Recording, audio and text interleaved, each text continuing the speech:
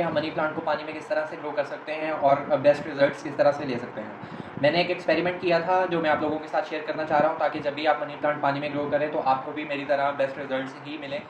ये प्लांट्स, ये स्टेम्स थी मेरे पास, ये जो मैंने मनी प्लांट की स्टेम्स ली थी मनी प्लांट से, और इनको मैंने पानी में ग्रो किया था।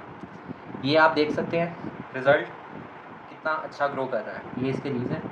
एक्सपेरिमेंट स्टार्ट करते हैं। आपने करना क्या है, एक पॉट लेना है। ये जिस तरह का मेरे पास पॉट है, ये ट्रांसपेरेंट नहीं है, देखें इसमें से लाइट पास नहीं हो सकती।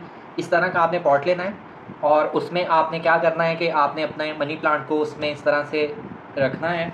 और ये ग्रेवल पीसेस हैं जो एक्वेरियम में यूज़ होते हैं, और ये आपने